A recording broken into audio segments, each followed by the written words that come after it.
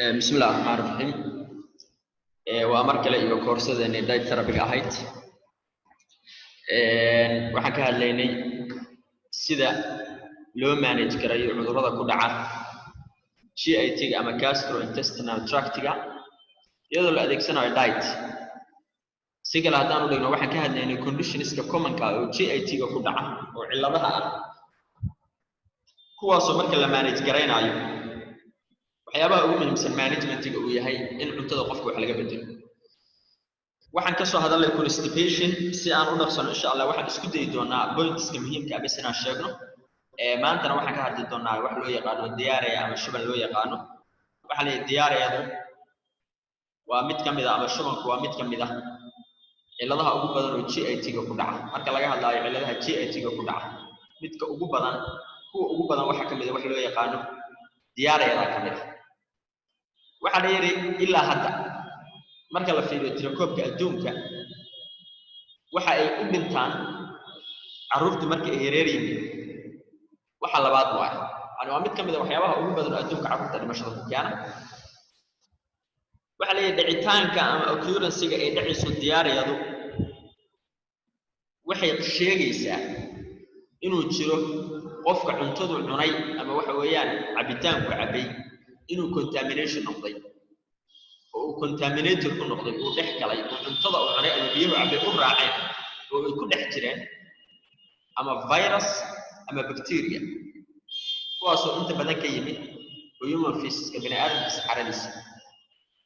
sidaa darteed meeshay ka nadiifadeedato waa ka shuban badan tahay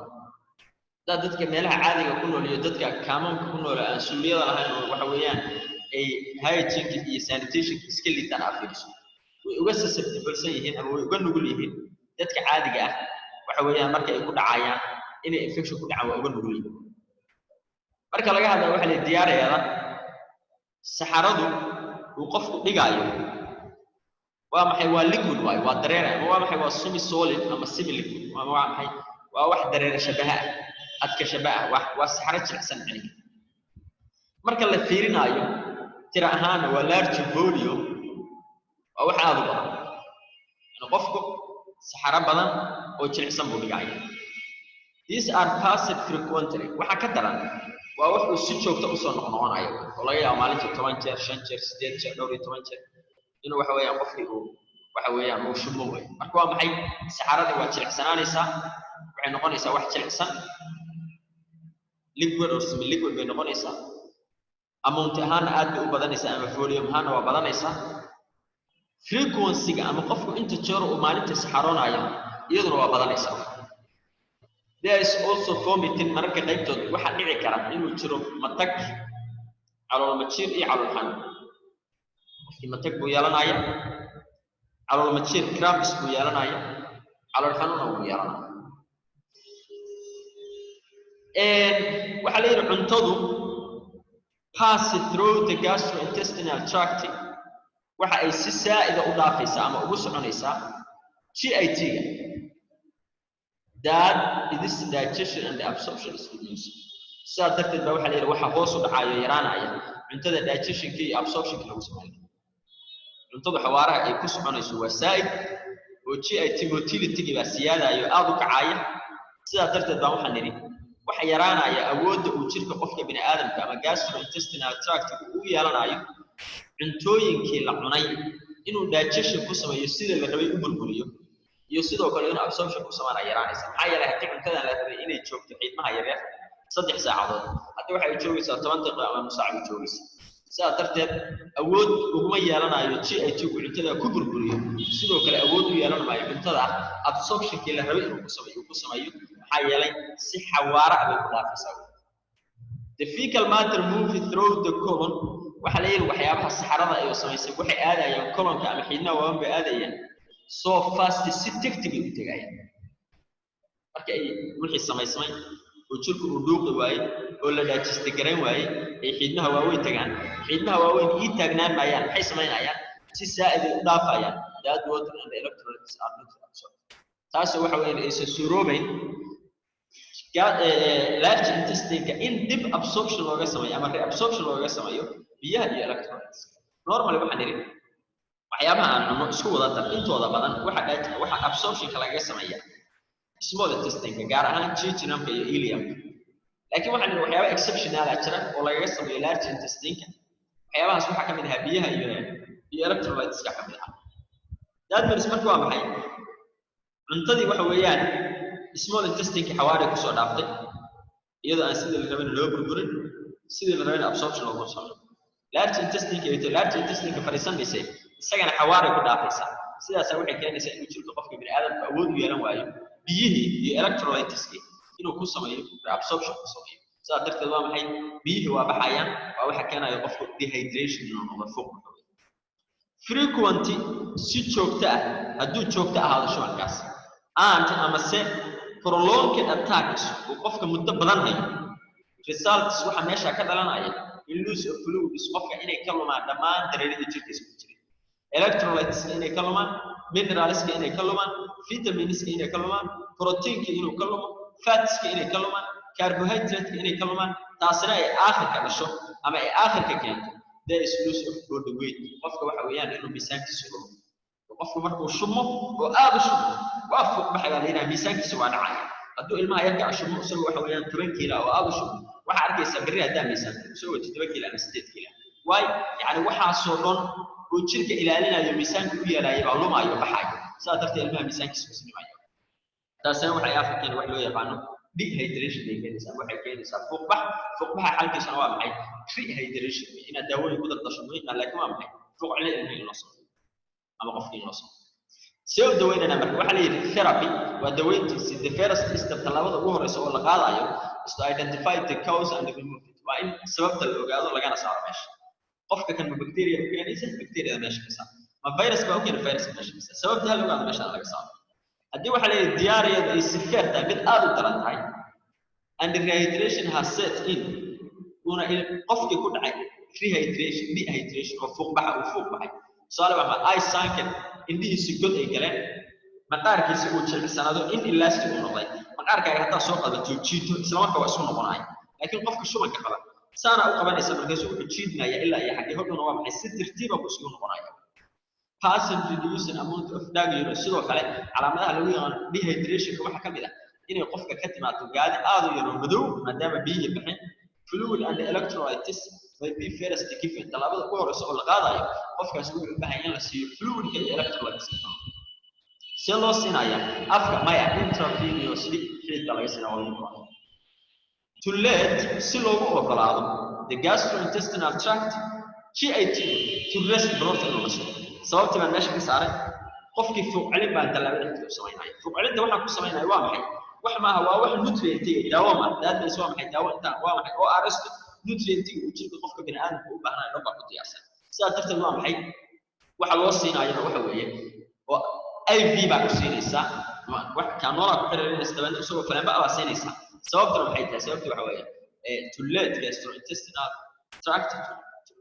to rest ina GIT dhigto gaadhay adoo ogolaato inuu nasto si waxa weeyaan shaqadiisa dib u soo qabsan karo this is fluid inta marka aad samayso qofka kan intravenous fluid ah ku xidhan electrolytes inta badan waxay faleemayaasha caadiga ah la saar xilka lactate ugu fiican normal salinka ku soo xiga labadaas ugu fiican this is fluid by taa waxa ku raacaya feeding fluid qofka ina afka ka soo waxyaabo dareeraan with gradual move to oral rehydration therapy adigoo aakhirkana kudhowna qofka u raraaya inaad siiso oral rehydration therapy oo ah waxa loo yaqaano ORS asiiso ORS tan afka ku siiso kadibna waa maxay and later dabeedna to a very low residual diet cuntooyinka ay ku yar yihiin waxyaabaha fiberka waxyaabaha fiberka shubankiisa siyaadinaya marka cunto qofkiina uu cuni karo laakiin fiberka ku yar yahay maxaa yeelay fiberka haddaan siiyo waxyaabo badan oo undigestible soo baxaya unabsorbable soo baxaya large intestine way ku ururayaan biyo iyo electrolytes u sii jeedinaya shubankaas okay table-ka yarka marka waxaan dhiganayo formula for oral rehydration solution qof walba oo health professional muhiim waa inuu yaqaan ORS iyo waxa ay ka samaysan tahay iyo sida loo isticmaalo ORS waxa ay ka samaysan tahay sodium chloride maxaa yeelay qofka kan waxa ugu muhiimsan baa niri waa electrolyte imbalance baa ku dhacay waana waxa inta badan qofku u dhimanayo marka waa maxay sodium chloride waa maxay 3.5 gram way dissolved in 1 liter biyaha lagu bilaabo inta 1 liter sodium bicarbonate iyaduna jira oo waa maxay waa 2.5 way boiled cold water not boiled after salt waxa weeyaan biyaha karkari dabeedna qabooji not boil dib ha u karkareen marka aad sodium bicarbonate ku daro ayra hadaa ku daro خلاص waxa weeyaan effective ma meesha potassium chloride waa maxay waa 1.5 gram way iyo glucose oo 20 gram inta badan marka oo arsal isticmaal waa taas waxyaabahaas ka saabsan kuwaana waa maxay waa electrolytes biyaha ku jira biyaha lagu wasana waa maxay waa 1 liter sonkorta inuu ku jiro waa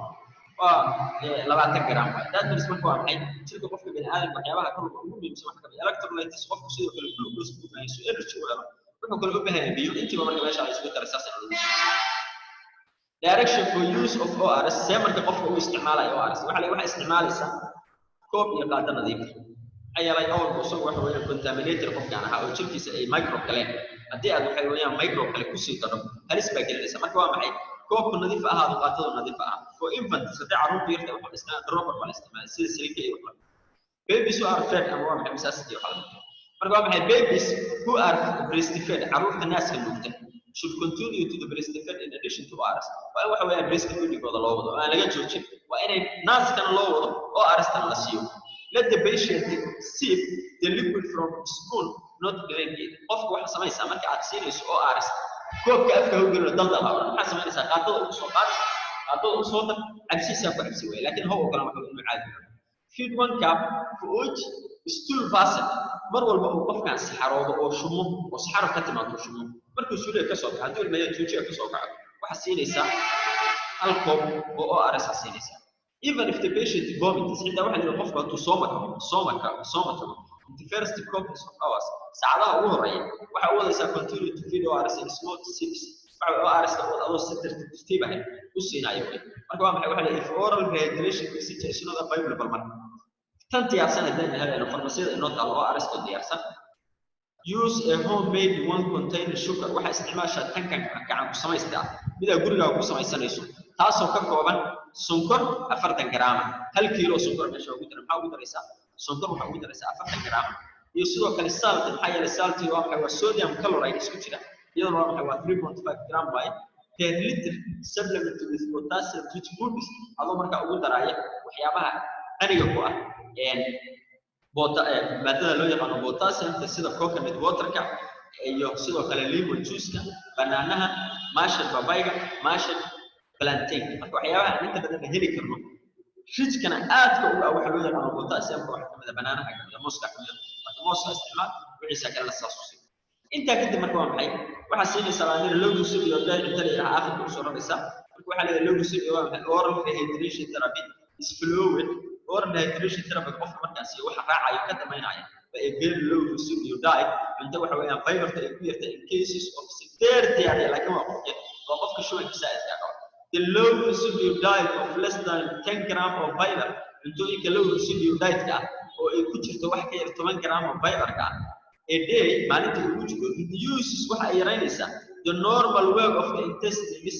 waxa weeyaan shaqada caadiga ah ee ku qaban lahaayeen by restricted iyagoo marka xanibaya the amount of dietary fiber waxa weeyaan amountiga cuntada fiber ka and reducing food residue yaraynaya cuntada soo haraysa oo tagaysa markaas large intestine kadibna keenaysa water retention shumacaas wali food residue cuntada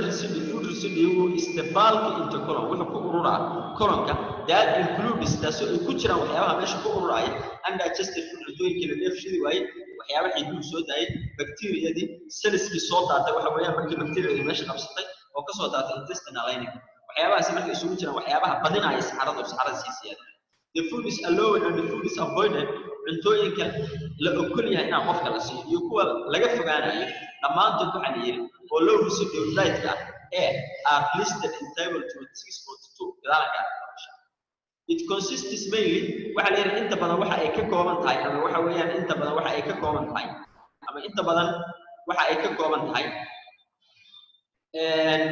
it consists mainly of liquids bay ka kooban tahay sida buttermilk caanaha la soo saaray waxa weeyaan daltoob waa maraq iyo waxyaabaha midka brothka vegetables fruit juices coconut water salad waxyaabaha soft foods cuntooyinka softiga sida cooked dal, cooked eggs, pureed mild,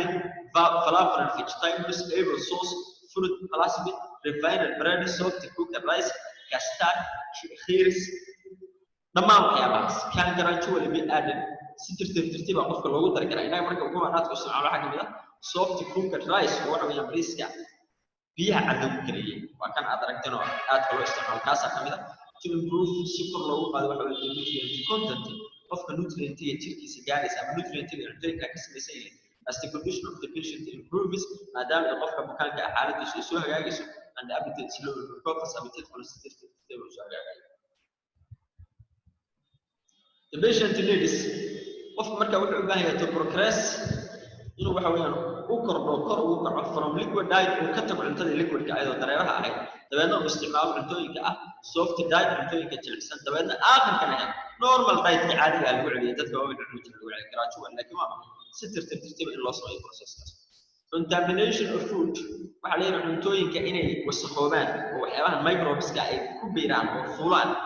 must be prevented inta la awoodo waa in laga fogaado to avoid maxaa yeelay si looga dheeraado recurrence of the diarrhea shoonkii inuu soo noqdo waxa weeyaan haddii cycle-ku sidii isaga socdo cunto wasakh ilmaha ku rabanayo qofka ma rabanayo shoonku khalaas waa iska soconaya wey mar walba aad daweyso waxa weeyaan sidii marka waa maxay table-kaas 26.2 aan sheegaynay wuxuu inoo sheegay food is allowed and they avoided the low risk marka halkan waxaan noo food is avoided cuntooyinka laga fogaanayo iyo cuntooyinka la cunayo insha Allah waa kuwa ninka la kala bafto fiiriya and condition xiga oo ugu dameeyo GIT-ga waa waxa loo yaqaan food intolerance waa qofka oo cuntooyinka qayb kamid ah dulqaad u yeelan waayo marka waxa jira waxa yiraahdo food allergy iyo food intolerance labadu way kala duwan yihiin marka food allergy waa maxay waa qof cunto kamid ah cuntooyinka allergy ku qaba xasaasiyad ku qaba mar allaale markuu afka saaro waxa xasaasiyad ku baxayso inta waa maxay intolerance baa leedahay calaamado isku arkay sida dibiro sida ruuso hadii la haarti baa waxyaalahaas qof soo arkay marka food intolerance waa leeyahay food intolerance qofku inuu cunto u dulqaado is highly an individual reaction waa wax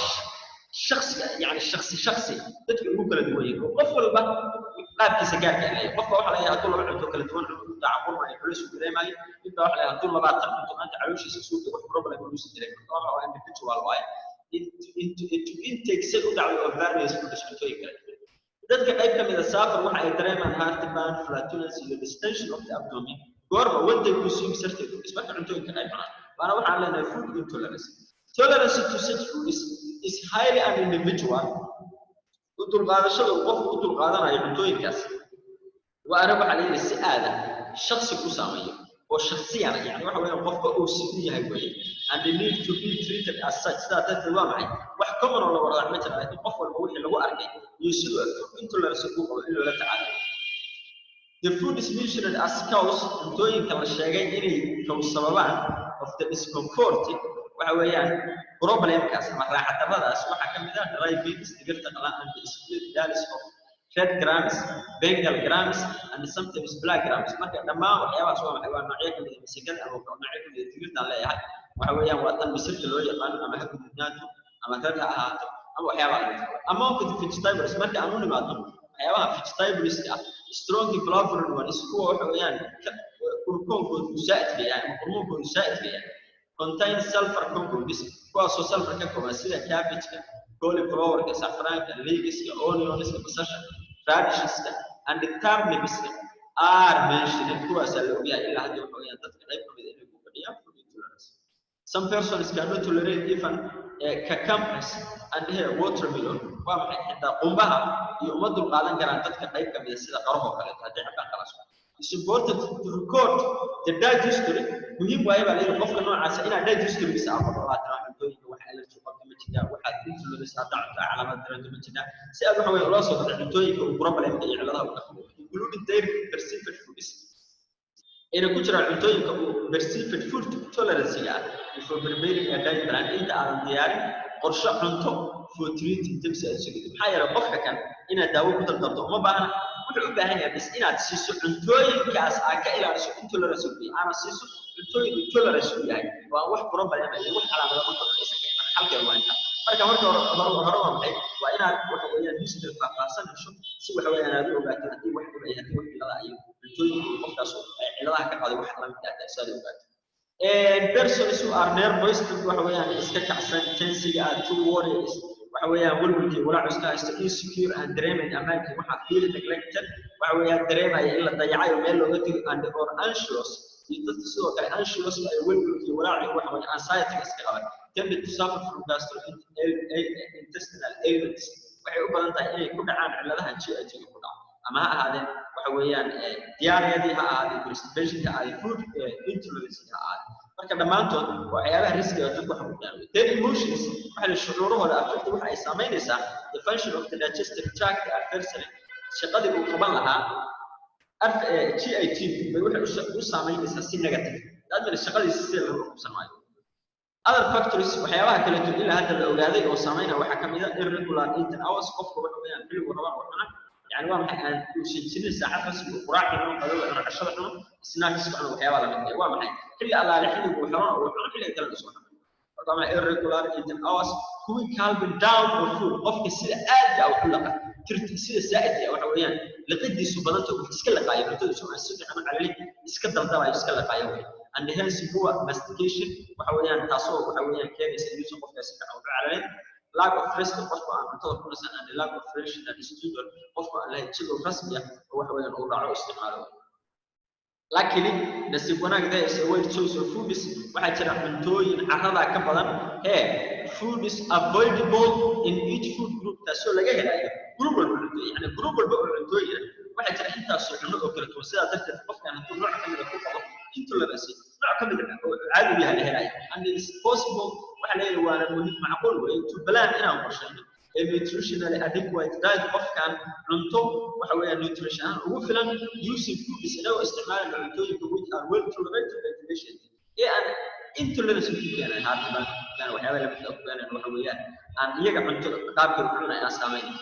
in view of the above marka aan fiirno baa leeyahay kor waxa inoo ku qoran in treating patients suffering from gastrointestinal ailments waxa la qof walba oo ka cabanaya cillada GI la xiriira diet plan needs waxa weeyaan cuntooyinka sida loogu qorsheynayo needs waxay u baahan tahay to be individualized qofka inuu sameeyo that means ma jirto cuntooyin la isku wada waafaqsan leeyahay qofka kan cuntooyinkaas dadku intolerance ma laha laakiin waxa la isku waafaqsan qof walba inuu leeyahay calaamado u gaar habab u gaar qaabka kadib waxa weeyaan qof walba marka diet plan sameeyo waxa loo sameeyaa ama waxa la sameeyaa waxa loo yaqaan waa individualized yani qof walba ruufiista astaamihiisa calaamadaha waxa sabab u iskay in addition marka lagu galo to diet plan qorsheyntii waxa weeyaan la qorsheynayo diet the person is need dadku waxay u baahan yihiin to be helped in laga caawiyo to modify si uu bedel lahayn thinking si uu bedelayo ayaa waxa ka hadlaya waxyaabaha keenaya waxa kamid ah stresska walwalka insecurity waxyaabaha diet to accept qofkaas oo qabo their duties waajibaadka saaran rational system plan their days schedule of work ay qorshaystaan jadwalkooda maalinle ee shaqada ah iyo sidoo kale ay food intake waqtiyada iyo xilliyada ay wax weeyaan cuntooyinka stress should be reduced stresska iyo walwalka iyo walaaca wax qofka laga yareeyo they need to be guided to have regular times for meals waxay u baahan dadkaas in lagu hago si ay u yeeshaan xilliyo cayiman oo ay wax cunaan a short period before and after eating sidoo kale waxa la yiri xilliga kadib markay wax cunaan cuntada ka hor for relaxation inay waxa weeyaan istiraxaan oo nastaan and sufficient time iyo sidoo kale inay helaan waqti ku filan for each meal to barely eat slowly qofkii bobsi aan la oranay in waqti ku filan la siiyo si waxa weeyaan cuntada uu si tartiib ah u cuno mastication la rabay sameeyo mastication waa calalintii caloosha sidii la focus ila waxa weeyaan maxaa laga carray waxyaaba undigestible inay afka ka tagaan iyagoo aan mechanical digestion lagu soo caloosha burburowda fidmayr duuqu waa ku waaweynaa tagaan dabeedna sida ay ku keenaan water and air retention shuman ay soo taas laga carray marka intaas waxa inoo ku dhamaaday chapterkeeni shanaad oo ka hadlaya waxa weeyaan cilladaha ku dhaca gastrointestinal tract sida loola tacaalo iyadoo la adeegsanayo diet la adeegsanayo waxaan bilaabi doonaa chapterkeena lixaad hal chapter oo baa marka insha Allah inoo dhinaaya maanta waxaan isku dayi doonaa hadii Ilaahay ka dhigo chapterkeena lixaad soo gaarnaa dhamayno Ilaahay tabaaraka wa tacaala inta inoo hadayna aan uga faa'iideysano waxa weeyaan inta waa dhamaynayna maanta chapterka lixaad waa dhamaysanayna insha Allah saan ku rajaynahay سأقول جواني chapter kaas waa dhamaysanayna ama in yar oo kamid ah baan reebaynaa marka anyhow intaas waxaan ku qaybteedii hore ee casharka oo ahaa aan ugu talagalay waxa weeyaan aan ugu talagalay aan kaga hadlayna waxa loo yaqaano cilladaha iyo problemska ku dhaca GIT-ga sida loola tacaalo iyadoo la adeegsanayo cunto la adeegsanayo anyhow